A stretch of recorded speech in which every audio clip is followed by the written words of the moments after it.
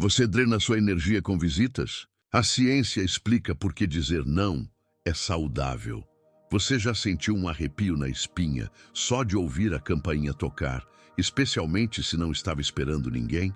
Aquela sensação de pânico, de querer apagar as luzes e se esconder.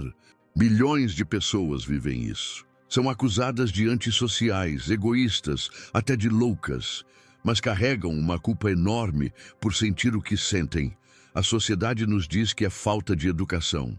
A família leva para o lado pessoal. Mas a ciência revela uma verdade bem diferente. Não querer visitas em casa é mais comum e, pasme, mais saudável do que você imagina. Hoje, vamos mergulhar nas 5 razões psicológicas profundas pelas quais você pode se sentir assim. Vou te mostrar por que proteger seu espaço pessoal não te faz uma pessoa isolada, mas sim alguém com alta inteligência emocional. Após anos investigando os limites pessoais e a exaustão social, identifiquei padrões claros que explicam esse comportamento. O que você vai descobrir aqui vai validar o que sente e te libertar dessa culpa sufocante. Nos próximos minutos, você vai entender sobre a necessidade do santuário pessoal, a armadilha do anfitrião infinito, as fronteiras invisíveis, o palco da vida social obrigatória, o direito à solitude escolhida. E prepare-se. Também vou compartilhar estratégias exatas para você estabelecer limites saudáveis sem destruir seus relacionamentos. 1. A necessidade do santuário pessoal. Sua casa não é apenas um lugar físico, é uma extensão da sua alma, um santuário. É onde você pode finalmente ser quem realmente é. Pense na Maria, uma gerente de 40 anos. Ela me disse: doutor, passo 10 horas por dia atuando, sorrindo quando não quero, sendo amável mesmo exausta. Minha casa é o único lugar onde posso tirar a máscara. Mas aí a sogra aparece sem avisar ou o primo que estava de passagem. E de repente, Maria tem que recolocar a máscara no único lugar onde podia respirar. Nosso lar funciona como uma bateria emocional. É onde recarregamos depois de gastar energia o dia inteiro. Quando recebemos visitas não planejadas, em vez de recarregar, continuamos gastando. É como tentar carregar o celular enquanto alguém o usa incessantemente. Psicólogos chamam isso de backstage area, a área dos bastidores, onde não atuamos, onde podemos ser autênticos, sem o peso do julgamento social. Quando as visitas invadem constantemente, perdemos nosso único refúgio. A Maria desenvolveu o que chamo de ansiedade antecipatória da campainha. Quando toca sem que eu espere, meu coração dispara. Me escondo, apago as luzes, depois me sinto ridícula, mas no momento é puro pânico. Não é ridículo, Maria, é sobrevivência psicológica. Seu sistema nervoso aprendeu que a campainha inesperada significa uma perda de segurança emocional.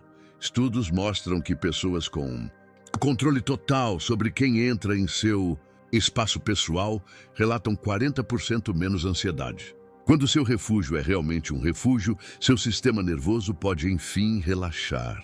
Um dia, a mãe de Maria a encontrou chorando no sofá, comendo sorvete direto do pote. Maria sentiu uma vergonha avassaladora. Ela me roubou o direito de ser fraca em particular. Meu momento de vulnerabilidade foi invadido. O João, outro paciente, resumiu perfeitamente. Minha casa é onde posso ser uma bagunça sem consequências. Quando chegam visitas, tenho que esconder minha bagunça, literal e metaforicamente. E isso me esgota mais do que um dia inteiro de trabalho. 2. A armadilha do anfitrião infinito. Existe uma palavra que rouba a paz de milhões: anfitrião. Porque em muitas culturas, ser anfitrião significa se transformar em um serviçal não remunerado. Pense na Carla. Um domingo comum, 11 da manhã.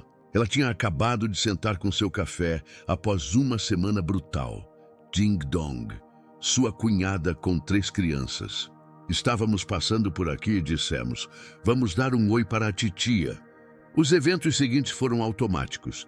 Carla guardou o café, preparou bebidas para todos, pegou biscoitos, preparou o almoço para 5, limpou o que as crianças sujavam, mediou brigas, serviu, recolheu. 5 horas depois, quando foram embora, Carla estava mais exausta que depois de uma semana de trabalho. Sabe o que é pior? Ela me disse chorando. Minha cunhada foi embora dizendo que lindo domingo familiar, enquanto eu não tive um minuto de descanso. Meu domingo não foi familiar, foi trabalhoso, não remunerado e obrigatório. A expectativa cultural do anfitrião perfeito é uma armadilha psicológica cruel. Espera-se que você forneça comida, bebida, entretenimento, limpeza, tudo com um sorriso. Se não o faz, é um mau anfitrião. Se o faz, se esgota. Não há saída vitoriosa. Um estudo espanhol revelou que mulheres gastam, em média, 4,5 horas de trabalho não remunerado ao receber visitas familiares, enquanto os homens gastam apenas 45 minutos. A carga da hospitalidade é desproporcionalmente feminina. O Pedro, um dos poucos homens que admite odiar visitas, explicou sua versão. Quando vem gente, minha esposa espera que eu conserte tudo que está quebrado, que eu entretenha, que sirva drinks, que faça o churrasco. Minha casa vira um restaurante onde sou garçom, cozinheiro e animador. De graça. Mas o esgotamento não é só físico, é emocional. Você precisa estar ligado constantemente, sorrir mesmo cansado, conversar quando quer silêncio, parecer feliz de ver, enquanto conta os minutos para irem embora. A Carla desenvolveu o que chamo de síndrome do anfitrião esgotado. Sintomas: ansiedade pré-visita, exaustão extrema pós-visita, ressentimento crônico. Começo a sentir ansiedade dias antes, limpo obsessivamente, cozinho demais. E quando vão embora, preciso de 2 dias para me recuperar. O problema se agrava quando as visitas não reconhecem o esforço. Obrigado por nos receber. Soa vazio quando deixaram a casa destruída. Que delícia tudo. Não compensa as horas na cozinha. Nos vemos em breve. Soa como uma ameaça, não como carinho. A Maria encontrou uma solução radical. Parei de ser anfitriã. Quando vem, não ofereço nada. Se querem água, mostro a cozinha. Se tem fome, que peçam um delivery. Minha casa não é um restaurante.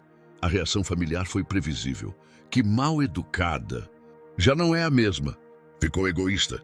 Mas Maria está em paz. Pela primeira vez em anos, seus domingos são realmente de descanso. 3. As fronteiras invisíveis. Os limites mais violados são os que ninguém vê, porque são invisíveis. As pessoas os cruzam sem saber que estão destruindo sua paz mental. A Ana tinha uma regra simples: sem celulares na mesa durante o jantar. Era seu momento sagrado com seus filhos. Até que sua irmã começou a visitá-la, comendo enquanto rolava o Instagram e fazia videochamadas. Pedi que guardasse o celular e ela me disse que eu estava exagerando, que não era para tanto. A irmã não entendeu que não estava violando só uma regra sobre celulares. Estava violando o ritual familiar mais importante da Ana. As fronteiras invisíveis são infinitas e personalíssimas. O sofá onde seu cachorro de muitos anos morreu e ninguém mais pode sentar. A música que você não suporta porque te lembra algo doloroso. A ordem específica dos livros que parece caótica, mas tem todo o sentido para você. O Lucas me contou sobre o primo que o visita e sempre abre sua geladeira sem perguntar. Ele revisa tudo, comenta sobre o que como, se serve do que quer. É minha geladeira, não um buffet público. Mas se digo algo, sou pão duro. Essas microviolações se acumulam. Cada uma parece insignificante, mas juntas criam uma sensação de invasão total.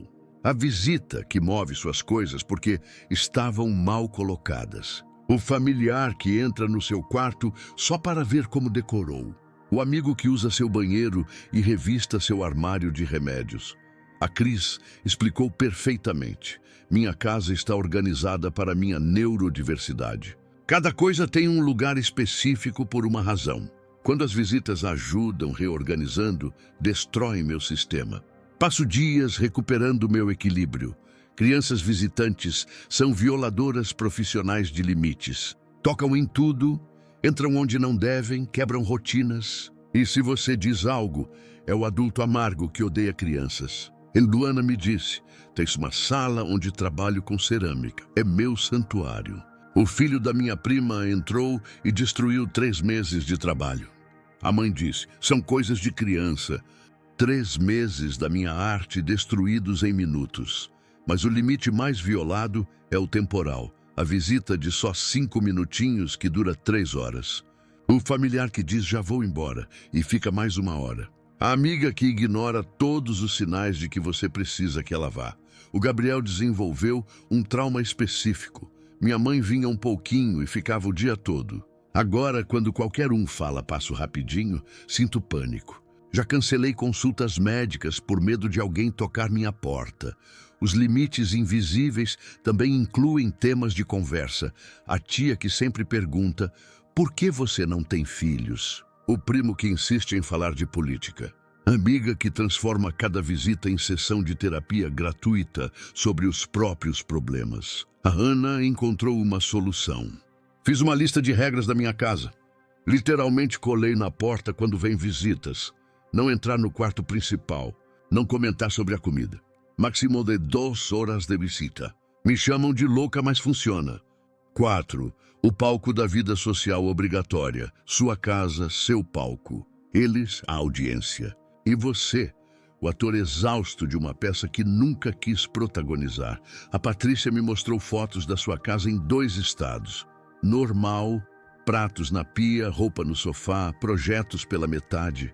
E modo visita, impecável, cada almofada no lugar, flores frescas, velas aromáticas. Me leva 6 horas para preparar minha casa para uma visita de 1 hora, ela confessou. Não é só limpar, é criar uma versão falsa da minha vida que seja socialmente aceitável. O teatro começa antes de chegarem. Esconder os antidepressivos, guardar os livros de autoajuda, tirar as fotos do ex, ocultar qualquer evidência de que você é um ser humano real, com problemas reais. O Fernando chama isso de o show da família funcional. Quando seus pais vêm, ele e a esposa fingem que não brigaram naquela manhã. As crianças recebem subornos para se comportarem bem. Todos sorriem, mesmo atravessando a pior crise matrimonial da vida, ele me disse. Meus pais vão embora felizes, pensando que somos a família ideal. Nós desabamos assim que cruzam a porta. O esforço de manter a fachada é insustentável. Mas o teatro não é só sobre esconder o negativo. É também sobre performar o positivo que não se sente. Entusiasmo por vê-los quando preferiria estar só. Interesse nas histórias quando está mentalmente exausto. Gratidão pela visita quando a experimenta como invasão. A Patrícia desenvolveu o que chamo de fadiga de atuação social. Depois de cada visita, preciso de um dia inteiro em silêncio. É como se tivesse usado toda a minha energia social do mês em 3 horas de performance. O roteiro social tem falas específicas que você deve recitar. Que alegria te ver, quando não é verdade. Fica mais tempo, quando conta os minutos. Volta logo, quando espera que nunca mais voltem. E se você não segue o roteiro, há consequências. A Glória parou de fingir e foi honesta. Não é um bom momento para visitas. A família a catalogou como a amarga, a antissocial, a que quebrou a harmonia familiar. O figurino também é parte do show. Você não pode estar de pijama às 3 da tarde, mesmo sendo seu dia livre. Deve estar apresentável, maquiada se for mulher, barbeado se for homem. Sua aparência deve confirmar que você é um adulto funcional, bem-sucedido. A Cláudia me contou sobre o dia em que se rebelou. Recebi minha sogra de pijama, com a casa bagunçada, comendo cereal direto da caixa. Disse que estava deprimida e que não era um bom dia para visitas. Foi libertador e aterrorizante ao mesmo tempo. A sogra, claro, ligou para o filho preocupada. Sua esposa está mal. Como se estar mal fosse um crime. Como se não ter vontade de atuar fosse sintoma de loucura. O teatro social obrigatório é especialmente cruel para quem atravessa lutos, depressão ou crises. Justo quando mais precisa de autenticidade e descanso, deve dar sua melhor atuação. 5. O direito à solitude escolhida. A solitude não é um castigo, é um direito. E as visitas constantes te roubam esse direito fundamental. O Alberto, engenheiro de 38 anos, me explicou com uma analogia perfeita. A solitude é como o sono. Você precisa de certa quantidade para funcionar. Se não tem, adoece. Mas ninguém respeita sua necessidade de solitude como respeitam sua necessidade de dormir. Vivemos numa sociedade que demoniza a solitude. Estar só é suspeito. Querer estar só é patológico. Preferir sua própria companhia à de outros é antissocial. Mas a ciência diz exatamente o contrário. Estudos de Harvard mostram que pessoas que têm períodos regulares de solitude escolhida apresentam maior criatividade, melhor regulação emocional e menor ansiedade. A solitude não é a ausência de companhia, é a presença consigo mesmo. A Helena me contou como sua família interveio. Você está muito tempo sozinha. Não é saudável. Começaram a visitá-la constantemente para ajudá-la. O resultado? Helena desenvolveu ansiedade severa. Não pela solitude, mas pela perda dela. Na minha solitude escrevo, pinto, danço nua, falo comigo mesma, processo meus traumas. É meu tempo de manutenção mental. Quando tiram isso, é como tirar o óleo do motor. Eventualmente, eu quebro. A solitude escolhida é especialmente vital para introvertidos, pessoas altamente sensíveis e neurodivergentes. Não é que não gostem de pessoas. É que a interação social os drena e eles precisam de solitude para recarregar. Negar isso é como negar água a alguém com sede. A Sofia, diagnosticada com autismo aos 35, finalmente entendeu por que odiava visitas. Não é ódio às pessoas. É que socializar me custa o triplo de energia que aos outros. Depois de uma visita, preciso de 3 dias de solitude total para me recuperar. Mas mesmo extrovertidos precisam de solitude. O Carlos, a alma das festas, me confessou: amo socializar, mas nos meus termos. Quando é obrigatório, quando invade meu espaço sem permissão, me sinto violado. Preciso escolher quando ser social e quando não. A solitude escolhida é onde ocorre o crescimento pessoal real. É onde você processa experiências, onde se conecta consigo mesmo, onde descobre quem é sem a influência de outros. As visitas constantes te roubam essa oportunidade de autoconhecimento. A Júlia descreveu poeticamente: minha solitude é meu jardim secreto. É onde cultivo meus pensamentos, onde rego meus sonhos. Quando as visitas invadem constantemente, pisoteiam minhas flores mentais. Não fica nada vivo. O direito à solitude inclui o direito de não explicar. Você não deveria justificar porque prefere estar só, assim como não justifica porque precisa dormir ou comer. O Marcos tomou uma decisão radical. Declarei minha casa zona livre de visitas. Se querem me ver, nos encontramos fora. Minha casa é meu santuário de solitude, não negociável. A reação familiar foi brutal. O chamaram de egoísta, estranho. Até sugeriram terapia. Ironicamente, sua saúde mental melhorou drasticamente quando ele protegeu seu direito à solitude. 5 razões psicológicas profundas que explicam o que você sempre sentiu, mas não conseguia justificar. Agora você sabe que não está louco, não é antissocial. Você é alguém que entende o valor da sua paz mental.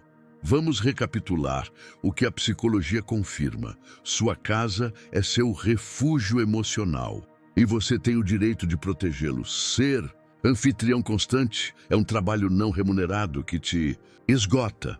Os limites invisíveis importam tanto quanto os visíveis. O teatro social obrigatório destrói sua autenticidade. Solitude escolhida é um direito fundamental, não um sintoma de problemas. Cada uma dessas razões é válida por si só. Juntas, são um argumento irrefutável. Agora, aqui estão as estratégias que você pode implementar hoje mesmo. Estabeleça horários de visita. Adoraria te ver. Que tal sábado, das 15 horas às 17 horas? Limite claro.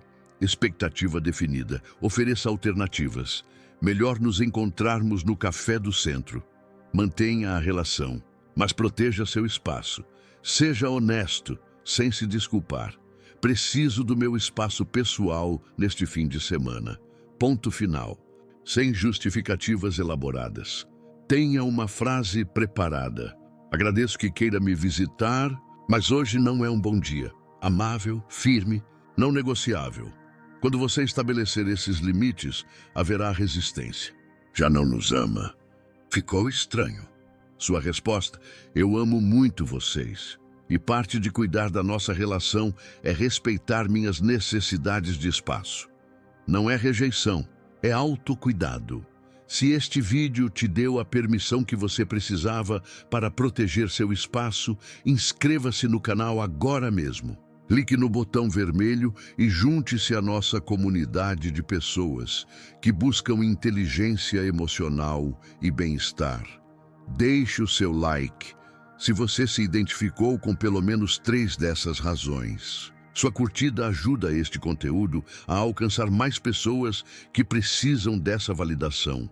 Ative o sininho para não perder nenhum vídeo novo, porque a cada semana revelamos verdades psicológicas que a sociedade prefere ignorar. Agora, eu quero saber de você. Qual dessas 5 razões ressoou mais profundamente? Você é daqueles que se esconde quando a campainha toca? Ou já conseguiu estabelecer limites claros? Compartilhe sua experiência nos comentários abaixo.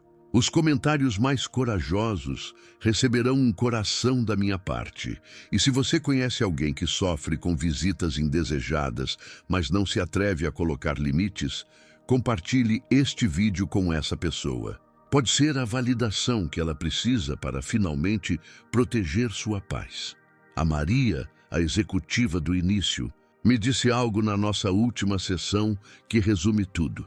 Passei 40 anos sentindo culpa por não querer visitas, achava que algo estava errado comigo. Agora entendo que proteger meu espaço não me faz uma má pessoa, me faz uma pessoa que se respeita.